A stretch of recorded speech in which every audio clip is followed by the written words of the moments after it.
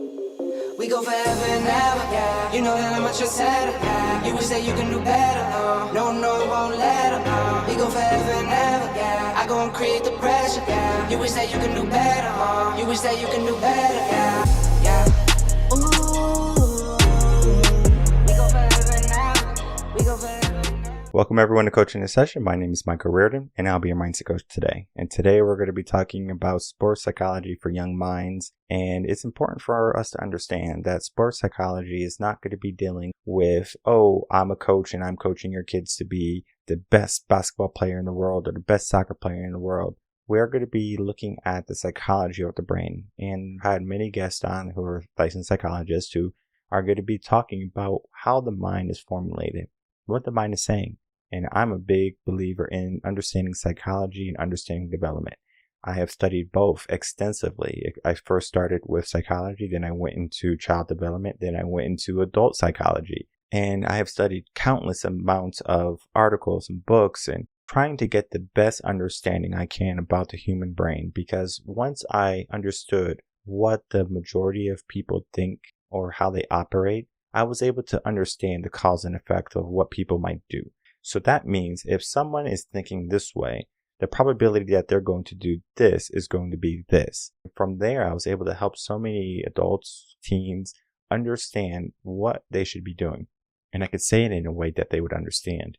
Because anyone can be a mindset coach, anyone can be a life coach and just say, all right, we can motivate you and we can cheer you on. And I have to do my diligence when I have my guests on here on Coaching a Session to validate their work, to validate their mission, to validate their cause. Because there's going to be people who just want to be a life coach because it's easy or because maybe it makes a lot of money. But at the same time, are you willing to help people out? Are you willing to make a difference? And sometimes people are just in it for the money.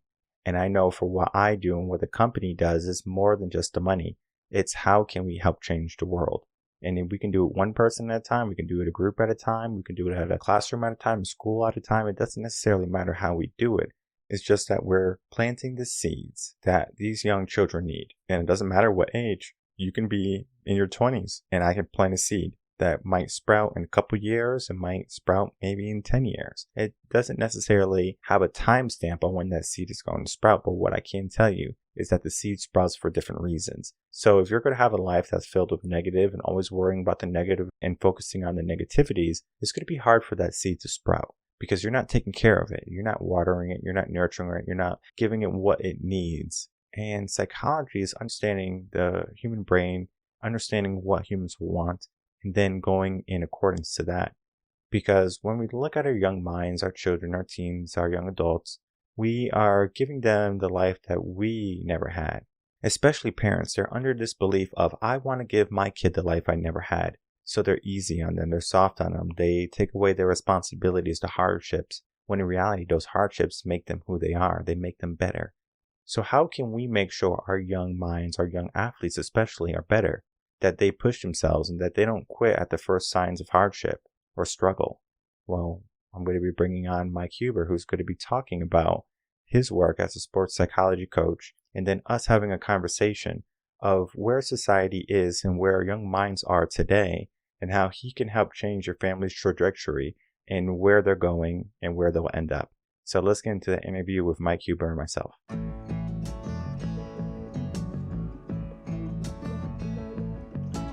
Welcome, Michael Huber, to Coaching a Session. How are you doing? I'm doing great. Thanks for having me. Thank you so much for coming on. So today I have you on as a sports psychology coach for young athletes. And our young adults today, they need good mentors, positive mindsets. And I think the work you do is so amazing. I'm sure when people see sports psychology, they might think of like a football coach or a basketball coach, but I think it's a little bit different. In your own words, can you explain the work you do and how you help? So I work with young athletes, primarily high school and college, to help them use their minds work for them rather than against them, right? So teaching them mental and emotional strategies for managing the many challenges that come with being an athlete today, which is highly pressurized, highly professionalized. And I think, the missing link, and you alluded to this into the intro of the question, is I think I serve as a gateway, right, between the family and the player and the coach, because I think a lot of times there's a lot of emphasis on the technical, tactical, physical And there's a lot of investment in that, but there's sort of this missing piece of how do we get the most out of the young person, but also protect them as a young person first and foremost, and put them ahead of just being an athlete, right? So that's sort of my role, to give them an outlet and to help them to create some space for making sense of the experience that they have. You said protect them as a young person. What does that mean? I think it's giving them the opportunity to advocate for themselves. I think a lot of times, I think this is, I don't want this to come off the wrong way, but I'm just going to use the word because I think it resonates. Is like sometimes they become a pawn in the process. You know, you've got adults around them that are dictating, a coach who wants something out of them from a performance perspective to satisfy some objective or need. You've got parents who obviously love and care for their children 99.999% of the time. But I think there's sort of a blind spot for some parents. And so for me, my job is to help them say, hey, listen, I'm here, right? I'm in this. This is it. And when something's not going their way, rather than sort of deferring to the adult or shying away from it, giving them the tools to step up and advocate for themselves, whether it's actively or even passively, like, hey, I know this stuff around me is out of my control. I can't really get these adults to do things differently, but I have the wherewithal, the means to manage that from a mental and emotional standpoint. So it doesn't become overwhelming or it doesn't become debilitating to them a lot of times. So that's, I think my role in the process is to help them advocate for themselves. When you were younger, whether you played sports or not, and then comparing yourself today, if you were, the age of these young athletes, what would you say is maybe the biggest difference? Because you said advocating. For me, I know when I look back at when I was younger versus today, because I was a teacher, so I'm very aware of these young athletes that are growing up. I work with a lot of young minds, whether it be in high school or college, where I'm helping them understand their mindsets. And I can tell you that the mindset that I had when I was younger is very different than the mindsets that I'm working with today. Can you explain the difference between the mindset that you had growing up versus the mindsets that you see today? Listen, the reason why I got into this field, I was an athlete. I played multiple sports, and sports were sort of the center of my universe when I was an adolescent. I think the big part of the reason why I got into it is because I didn't have the wherewithal mentally and emotionally to deal with the stress. And I internalized a lot of things. But my parents didn't really have resources, whether they were emotional or financial, to give me the things that I probably needed. So I took on a lot of the burden myself. I think the beauty of where we're at in the world today is there's so much more information and there's so much more awareness in terms of knowing that there are people out there beyond the nuclear family and beyond just a sport coach who can help them. And I think young people do understand that. And frankly, I think they're better at advocating for themselves today than they were 30 years ago when I was an athlete. Certainly, if I compare it to myself, I internalized, took everything on myself. I don't think that happens as much today, but I still think ultimately there's a fundamental, and I think it's developmental in a lot of ways. When you're a 14, 15, 17-year-old adolescent, right, you're still not sure of yourself in many cases. You lack the confidence or you're not willing to challenge authority. So you wear a lot of this stuff internally. I think the biggest difference, though, is the information is there. I think the information and the awareness are there, like podcasts like yours, the internet, obviously, social media, right? And I think there's also a balance, right? Some there might be too much information, right? I think to go back to your original question, I do think I play a role in terms of disseminating between like everything that's out there about sport and the mental side of sport, and then really boiling it down to this is what's important, right? This is what's important. And what might be important for Johnny might be not as important for Mary, right? So the way I work in my practices is looking at the person first and really focusing on the human side of it. Like, who are you? What do you want, right? Not just a piece in this very professionalized puzzle, or like, I care about you first. You tell me what you need so I can help give it to you, right? In a very personalized way. And then the last question before we can really dive into like the nitty gritty of the conversation is there a difference between working with men and women, like young minds of men and young minds of women? I think there is a difference. I think just biologically speaking, I think they're just different beings, right? In most cases. Now, the vast majority of my clients are male for whatever reason. I do have female clients and they are very different. I think there's a greater awareness of emotions, like they understand their emotions better. They're more willing to accept help in terms of being open-minded about, hey, this person's here to help me. Like I'm going to take these suggestions and do something with them versus with males, it's kind of hit or miss, right? Like a lot of times I think the male either is reluctant to embrace help or there's sort of just a little bit more ego in the equation. That being said, I think people are people and young people are people. Everybody's the same at the core, which is to say, like my philosophy personally is, and this is borrowed, is if they know that I care about them as a person first, they're much more likely to open up to the ideas and suggestions and teachings that I have rather than coming at them with this, hey, you need to know this, or I'm the authority figure and you need to listen to me. And I think they get so much of that in their life that having an adult that sort of takes the opposite approach of letting them lead the way, it's uncomfortable at first. It can be very freeing and it can sort of unlock a lot of their potential because they're not used to it.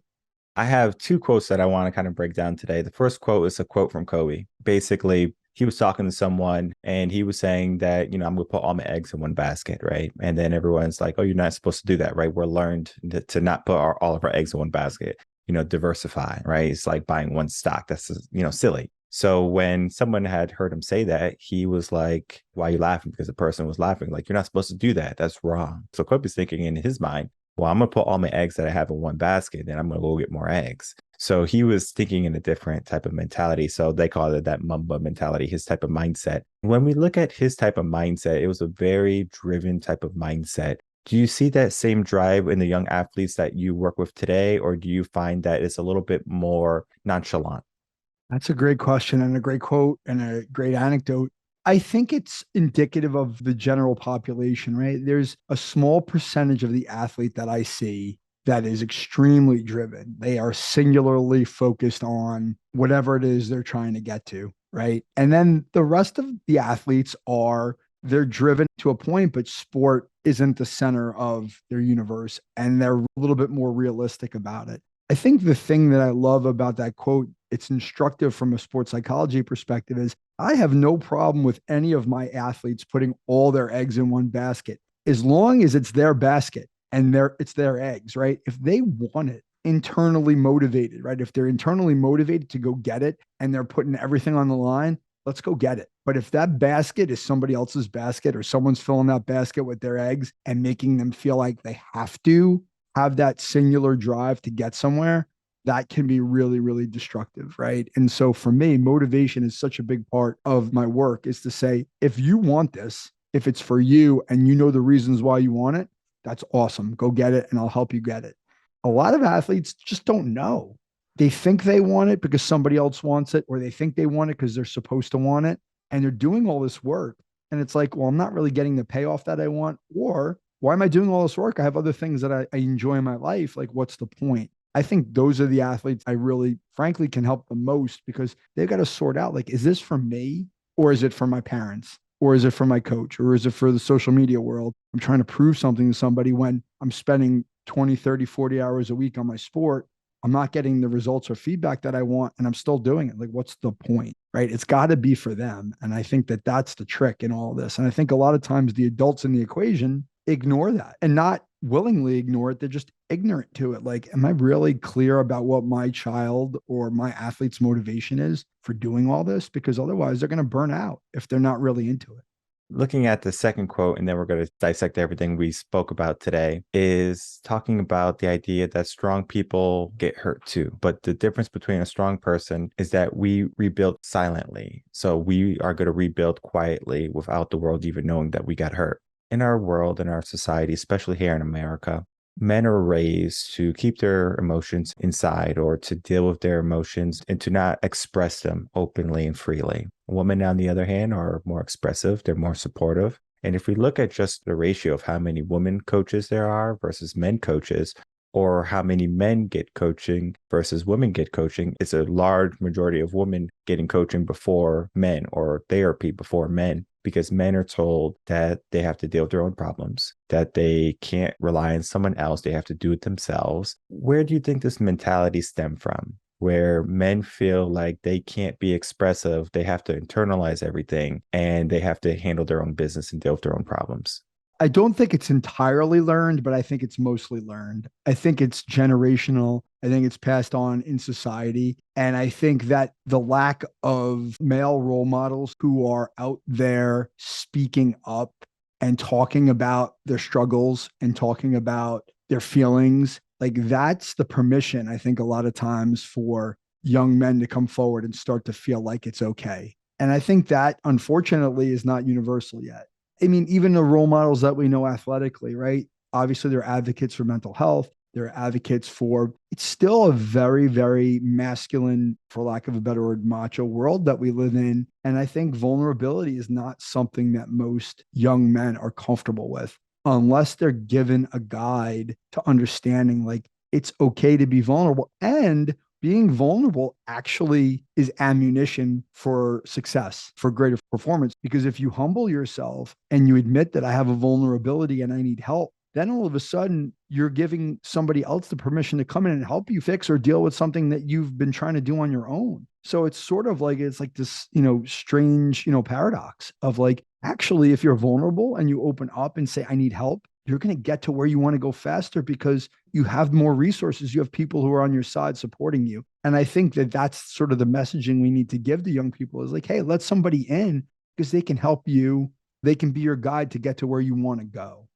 I think of Michael Jordan when he got his coach. I believe his name is Tim Grover, and he was relying on Tim to help him in his blind spots because Michael was already a great player, but he just needed some fine tuning, whether it be his physical, his diet, and then his mental. And when he started working with Tim, he started to see the change in himself, but he still had that urge for victory. He's like, all right, I'm doing this and I'm not going to stop. I have someone now that's going to help me. And he is helping me. And his whole mentality started to shift. He started to be more laser focused. And it wasn't that he was using Tim as an outlet, like a therapist saying, hey, Tim, like my life's so bad. Like I didn't win a ring this year or last year. It wasn't that. It was like, what do I need to work on? What do I need to do to improve so I can get those rings? And I think the conversation is different because I think sometimes when we look for help, we look for the fix. Tell me what I need to fix it. Tell me what I need to feel better. And here in the West, we are given this ideology of if there's something wrong with you, there's a quick fix for it. And sometimes there's not a quick fix, especially in sports when you're growing and you're becoming better. A coach is not a doctor who says, hey, take these pills or these drugs and you're going to be number one. It's like we need to work on this. And it's the building blocks that are going to make you a better player. That's going to make you a better person in the end. And I think sometimes the ego can get in the way of our growth and our success because it stops us from opening up to the one person that can help us. We are taught at a young age to not speak up or to fit in with the crowd. So depending on what the world is doing or what my friend or my peer groups are doing, I need to replicate that. So if everyone is out doing weed or something like that, so they're doing drugs and they're like maybe going out and drinking and partying, do I do that too, right? So they have that battle in their mind. Do I look for that peer acceptance or do I chase my dreams and my urge to be successful or to be this star player, whether it be basketball, football, soccer, whatever the sport be? They keep pushing themselves for that and they ignore all the outside stimulus that is so attractive and appealing to the brain because the brain wants acceptance, the brain wants to be comfortable, the brain wants camaraderie, and we have that tribe-like mindset instilled in us from generations, and it's difficult to get over that. What would you tell someone who is going to be going down the wrong path, maybe that they're maybe going into a group of friends that might not be beneficial for their future? And you see that, you're like, hey, you have so much talent. What is that conversation like when you're trying to show him the different paths without saying you need to be on this path and forcing him to be on it? Okay. So it's a great question. And I love it. And it sort of really does get to the heart of my work, right? And so the way I present to any client, like if I put it into that sort of one-on-one context is, hey, this has to be your choice.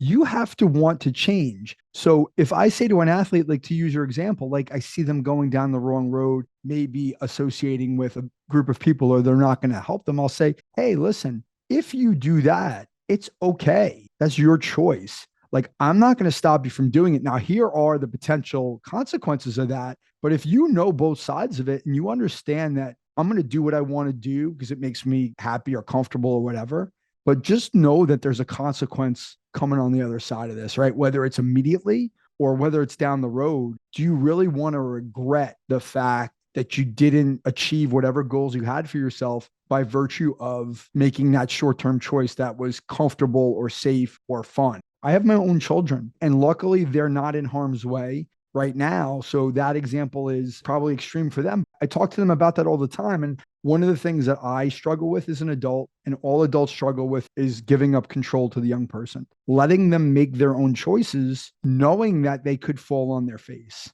As a parent, I tell my kids, particularly my son who's a little bit older, he's quite talented athletically, but he's a normal kid. He wants to do normal kid things. He wants to hang out with his friends. He wants to play video games, right? I said, listen, bud, I said, it's cool if you want to like do normal stuff. It's up to you. I'm like, but if you want to be a really good soccer player or a really good basketball player, you've got to do things differently than the other people. And you've got to invest more of your time. Don't be surprised when things don't work out your way if you just want to be like everybody else.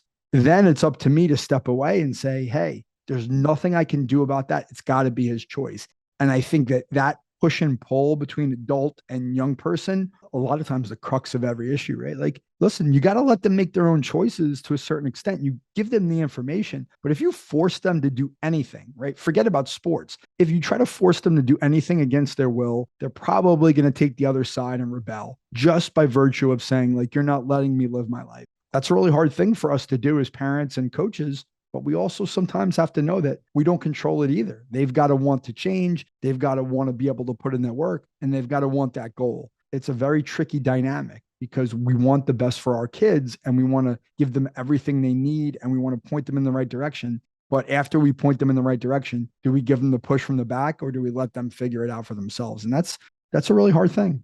I find that there's a difference between a coach and a parent, and it's difficult when you're both. So you coach kids, so you know how it is. I was an educator. I was a swim coach for many years.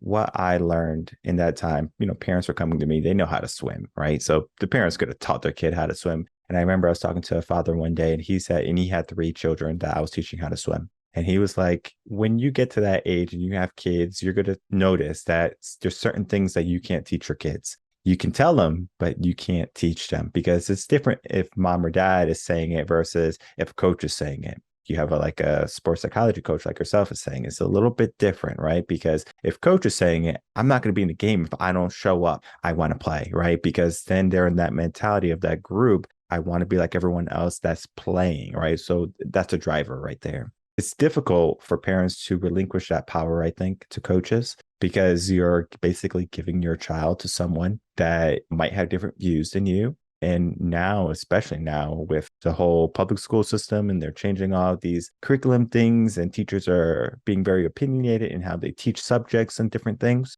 Many parents are worried about their child's education. So a lot of parents are homeschool, where parents are taking on that burden. Like, I want to teach my kid everything by myself, when in reality, that is very unlikely that that's going to happen. I can see their good intentions. I do see that. I have a son and I want to teach him everything myself, but I am very aware that I can't teach him everything. There are certain things that I won't teach him. I know how to play several instruments. Will I teach him how to play all of them?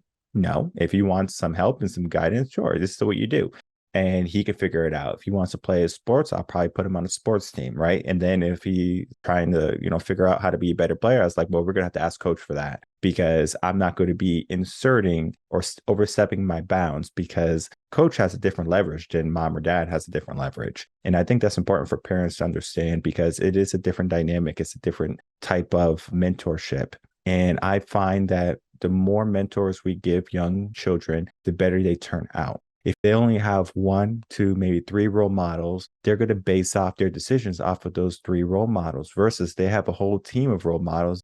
For football, it's a different coach, maybe for basketball or baseball, things like that. So there's different types of personalities, different types of mindsets, and there's going to be different players on the team. You're going to gravitate towards something from there. Oftentimes the brain gravitates toward negative, but hopefully, in that situation, the coach is going to be developing a positive environment. So no matter which environment the child is trying to be in, they prefer to be there because it makes them feel good, right? It makes them feel confident. It makes them feel strong. For a parent to understand that they can't do everything, I think is quintessential to a child's growth. Similar to how there's different types of teachers where there's not a kindergarten teacher that goes all the way up to 8th grade. The kindergarten teacher teaches kindergarten. There's another 1st grade teacher. And then we go up from there. What is your idea of education in the sense of having different coaches, having different mentors, having different positive mindsets to help guide these young athletes toward a better future?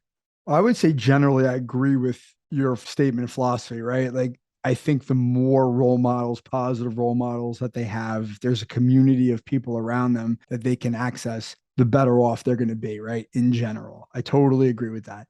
And what I find, I'll sort of limit it to my experiences. What I find is the families that come to me are the ones that recognize sooner rather than later that there's a limit to their ability to teach their kid everything. They give them all the resources, they give them the coaching, they give them the training, they give them the guidance, they give them everything, right? Like everything they need. But they start to realize at a certain point, like, as much as I want to give them the mental side of this or help them with the emotional side of this, there's a blind spot there. Part of the reason is it's like, I'll equate it back to my training as a sports psychology professional. There's something ethically that we have to be aware of, which is multiple relationships. If I'm a parent and I'm a coach and I'm trying to coach, like I'm trying to do all these different roles, they blur, they conflict. Even though I'm trying to parent my child in the best way I know how, as a sports parent, like at a certain point, like if I'm critical of my child or I'm trying to teach them something that I think they need to know, the parent part of that, the kid is saying like, well, you're my parent. You should just care about me. You should just love me. It should be unconditional. But now all of a sudden, the sport context is conditional. Well, you need to do this better. Why do I need to do this better? Well, in the kid's mind, it's like, well, you don't love me, or you only care about how I perform.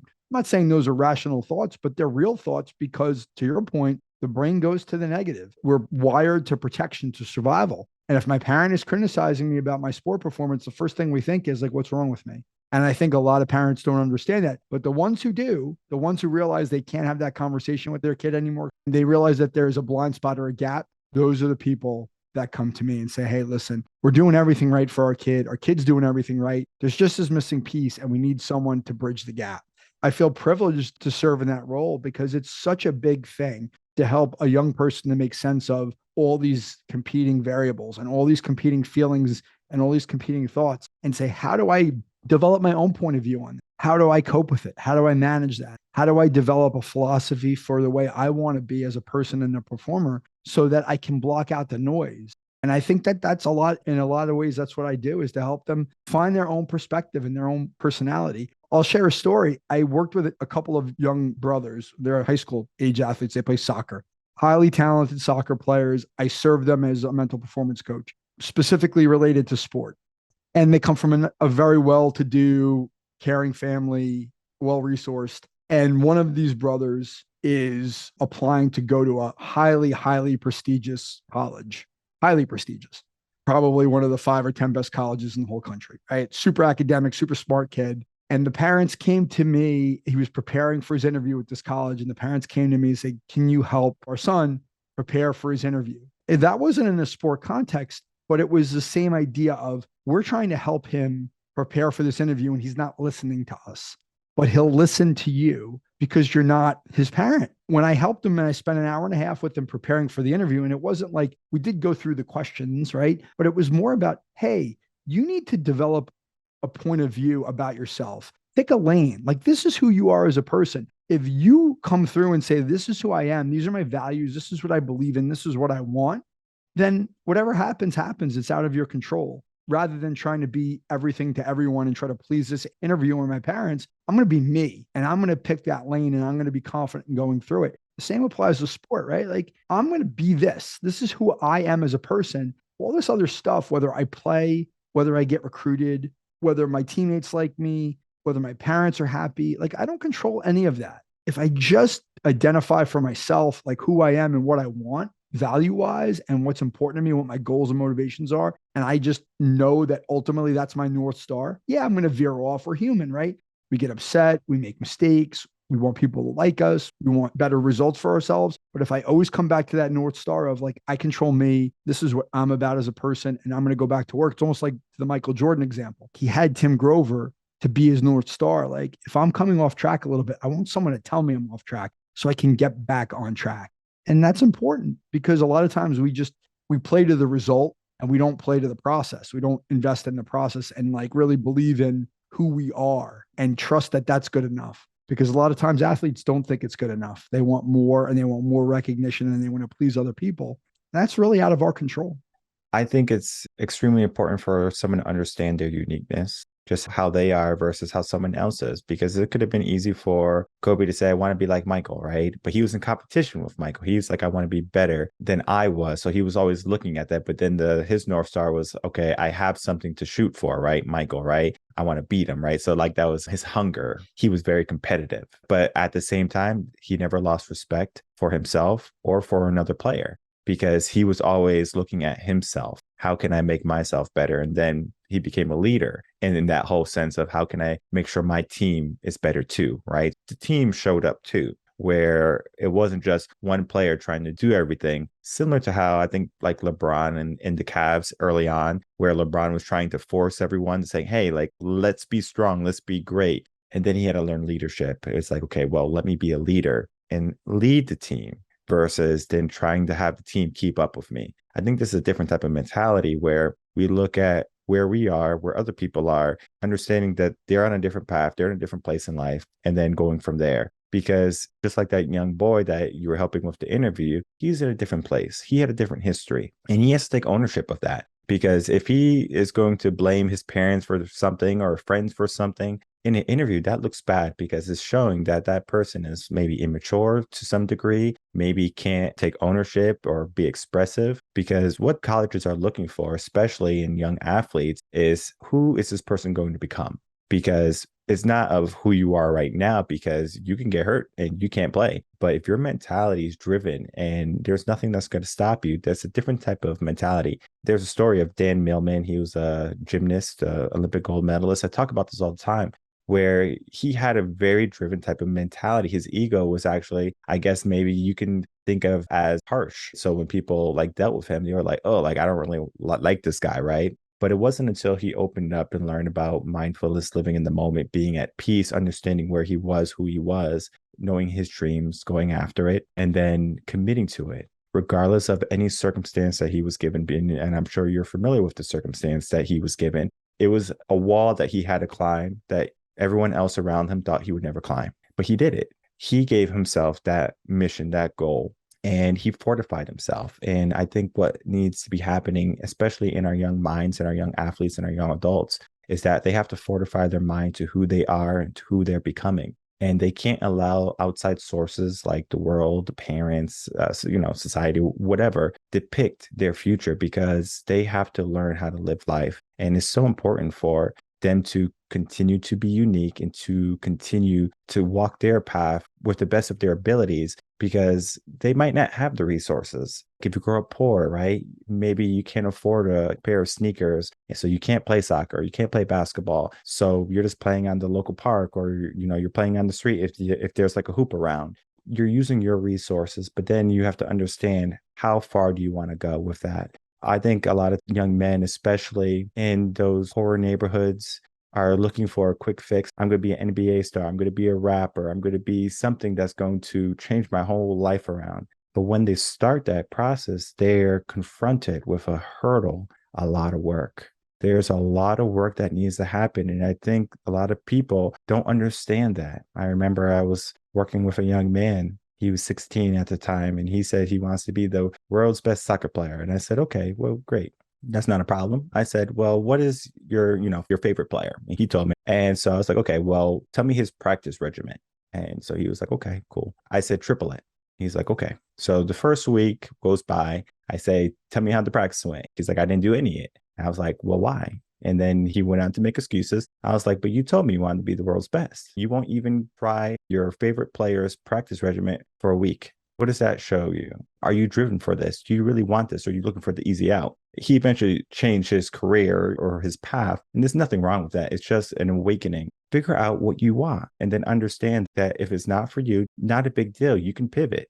Yeah. Figure out what you want and why you want it, right? Like I'll go back to the interview example. The first thing I said is like, why do you want to go to this school? Do you want to go to this school so you can tell somebody you go to this school? Do you want to go to the school so you can make a lot of money at a job you don't even know what that job is? Do you want to go to the school because your parents want you to go? Or do you want to go to the school because it means something to you, right?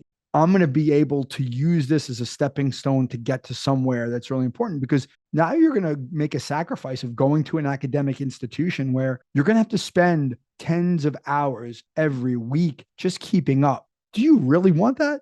If you really want that and you know why you want that, then that's great. But in that case, right, it's like, I want to be the world's greatest soccer player. Why? So I can make a lot of money and people like me on social media. That's not sustainable, right? So I'll go back to actually, when you were talking about the Kobe example, it's really important to point this out too.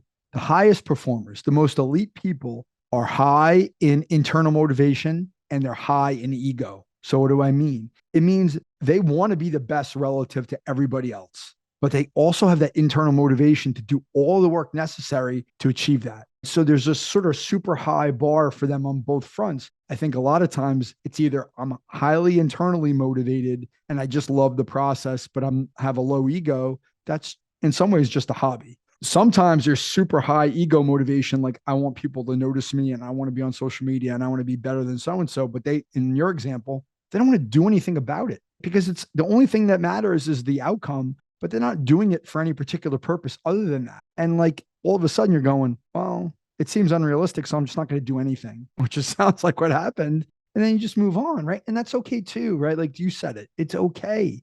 Part of my job is helping athletes realize that, right? Like, why do you want this? And if you don't want this for the right reasons, or you really don't want it for yourself, then why are you doing it, right? Why are you doing it? It's okay if you don't want to do it. Those are the things parents won't say, or parents have a really hard time with. It's okay if you walk away because, and I'm the same way, right? You've invested so much in this process from the time you're 5 years old, a lot of the time till you're 18, 22 years old. You've invested time, money, energy.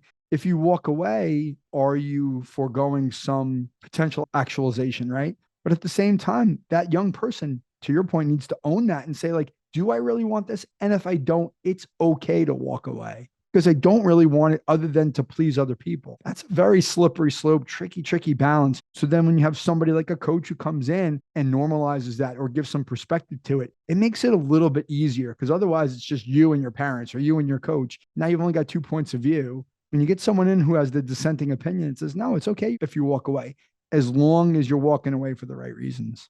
And I think that that's really hard to decipher sometimes, especially when we're in our own head. And just to add to the walkaway part is not that you're quitting. The walkaway part is going to be understanding that you understand that this is not what you're in alignment with. So you're trying to find your purpose, and this might not be your purpose, and you're okay with that. But you're going to use all that experiences that you gained, the wisdoms that you gained from your coaches, from your teammates, and you're going to use that as a stepping stone, as a foundation for whatever's next in your life. Because I believe that what we learn is going to be sequential to who we are, who we grow to. Because if we just say, okay, well, I'm going to be an engineer, then, the next day you're an engineer. You didn't have any building blocks to be an engineer, or you don't have the education to be an engineer. You learn many different things in sports, especially sports. You learn how to be good teammates. You learn leadership. You learn the idea of pushing yourself, because if you ever been running on a field, track, wherever, it's a lot of work. It's strenuous on the brain, and the brain is telling you to give up, give up, give up. But you don't give up, right? Because you're not just doing it for yourself, you're doing it for your team too. So you overcome your brain's initial spark to saying, hey, give up, dummy. Like you're about to have a heart attack. No, you're not. You're just getting your adrenaline going, your blood's pumping. It's hard for the body or the brain to understand the difference between if they're in danger or if they're not in danger. If you're on the court and you're running around, the brain is saying, like, it's the reason why your heart's going like this. You're probably in danger, but you're not, right? You're safe. So you learn about mindset there. And I think that's one of the best things that we can learn in sports, is that we learn our limits and then we surpass them every single day. I love that. And it brings to mind an example of an athlete that is my client. She is a Division I track athlete. She runs sprints.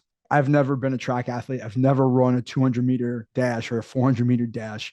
But by all accounts, it is extremely painful. We've sort of worked through this together, of this idea of like, why are you still doing track? And she went in the COVID period, and she hasn't gotten the results that she wanted. When I first started working with her, she was questioning, like, why am I doing this? Like, I put in all this effort. It's really, really hard. I feel a lot of pain. all the stuff. And we sort of sorted through it. Ultimately, she came to the conclusion, I love being part of a team. I love competing. I love running. But at the margin, right, the way you were describing it, like for her, it's like overcoming the mental block of, do I push through that last 50 meters or 25 meters to really feel that like burning, like almost like I'm going to die pain? Like, why am I doing that? And I think that's sort of where I come in a lot of the times, is to say, like, hey, the reason why you're doing it is this. If you can find a way to convince your brain what it wants to tell you is you're dying, like to your point, right? Survival instinct. If we can come up with these mental strategies to overcome that, now all of a sudden you're starting to get the results that are fueling that desire to continue, right? Because there needs to be, a lot of times there needs to be a result, like relative to other people, right? Am I winning a race? Is my time improving? Am I medaling? If you're not getting that, it is easy to be like, well, you know what? Screw it. I'm not going to push the last 50 meters. I'm just going to finish, and I'm going to finish 3 seconds behind, and that's okay. But if you really want to win, you got to tell yourself, like, there's a reason why I'm going to push myself to the point where I think I'm going to die, because I need to get the results that will continue to allow me to keep that motivation to keep going. The brain, you've highlighted it better than I have, but the brain is such an enemy at a lot of times in terms of performance. Our brain is so wired for protecting and survival. Our brain blows everything out of proportion. Any sort of pain, any sort of discomfort, any sort of threat is going to be perceived as almost life ending. And we have to convince ourselves that, hey, the brain is just doing what it does, but we have the ability to overcome that and manage it and talk back to it to say, hey, I got this. It's just trying to scare me, but it's not going to scare me because I know better. 99% of the population doesn't even realize that. Forget about sports, right? Like in our jobs, parenting, right? We always assume the worst case scenario, like something's going to blow up and this is really going to be terrible. And in most cases, nothing terrible happens, but we tell ourselves it's going to happen so that we can protect ourselves from it. But that limits our ability to live up to our potential in whatever we do. And the work you do is more than just helping young athletes.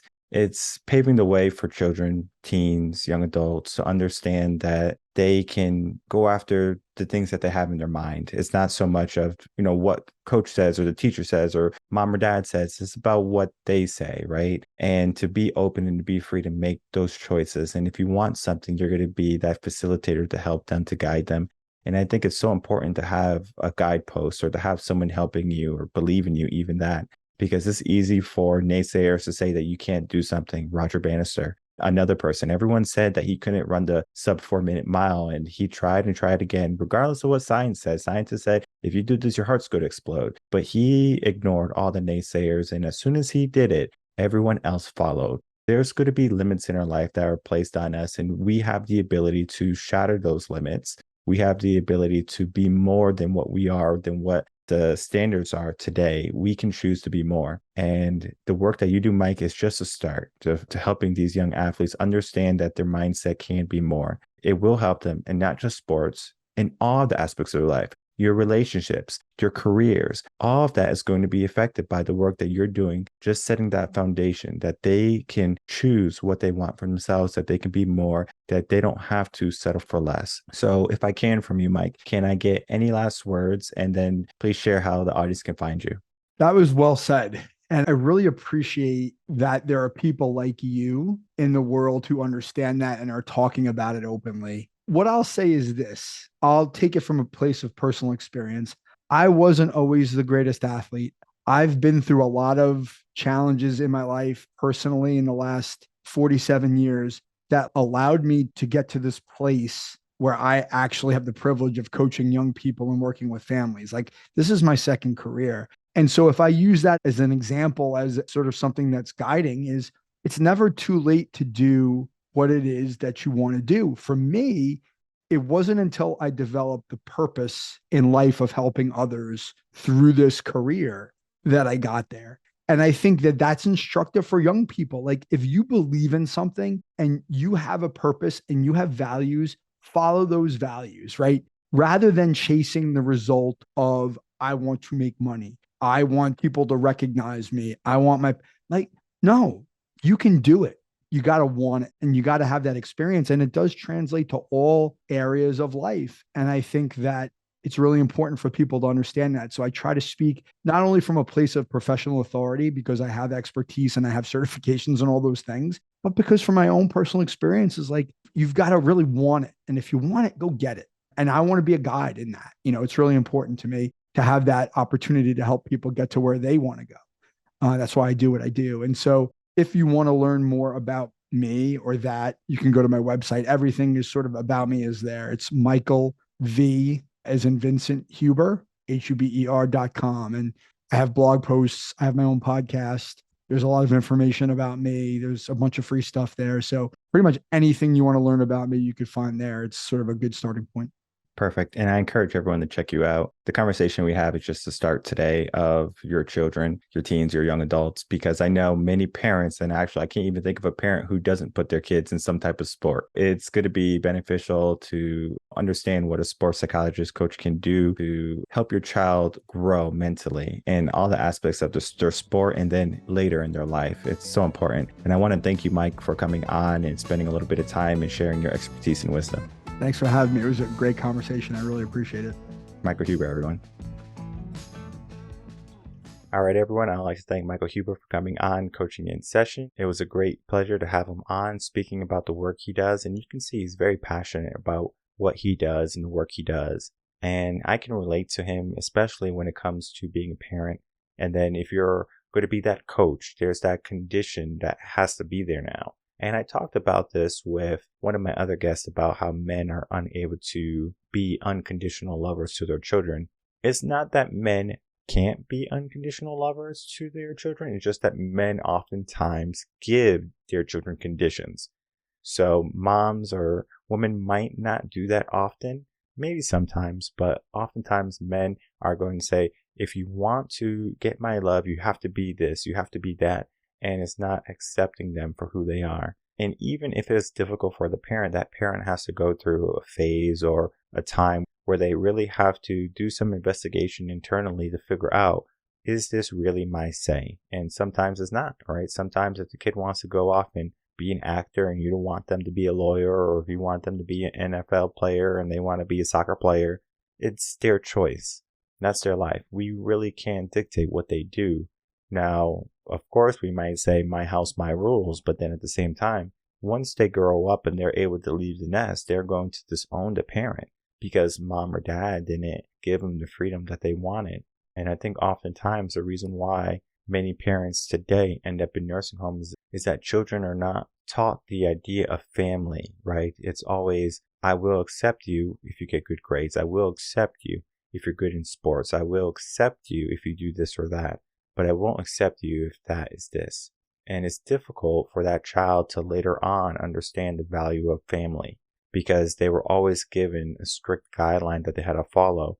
And it's difficult for that child to, again, open up, be emotional with their parents because they were always told that they had to do something. They always had to show up. And subconsciously, that child didn't want to displease them. Maybe later on, now they're living a life that they're not happy with. When in reality, we don't have to choose that unhappiness. It might be a good marker for us to understand, well, we don't like this, but it doesn't necessarily mean that we have to follow what we don't like anymore, especially when we're older. I think people sometimes feel like they're stuck or their circumstances dictated what their life is going to be, when in reality, they always can go a different direction. And it's important for them to understand that because if they're going to be thinking that they have to keep doing this because someone else said so, they're always going to be thinking that in their life. They're always going to be thinking because someone else said so. Well, what do you say? What do you want in your life? And the work that Mike does in sports psychology is telling these young minds, especially these young athletes, what do you want to do? What do you want to accomplish? How can I help you? What do you need from me? And that's so important to have someone believe in you, to be a resource to someone, to be a guide and a mentor for someone, because when we don't have that positive figure in our life, we are going to put something else there. It could be a negative figure. It could be a negative idea, a negative ego that's going to stop us or cause harm in our life. And there's going to be many moments in our life where we're going to want to quit. There's going to be many moments in our life where we're going to doubt ourselves or we're going to feel insecure. But those moments are the best moments because they're going to really pronounce our mindset. They're going to help us define what we are, who we will be, and how we do it. Because if you know anything about mindset, There's no limits to it. The limit is you. So how can you learn to become limitless in the sense of your mind, the psychology of how you think? You have to understand it first. My name is Michael Rearden. I'm a mindset coach. If you have any questions, you can email me, coachinginsession@gmail.com. And I will see everyone on the next episode of Coaching in Session. Until then, everyone, take care.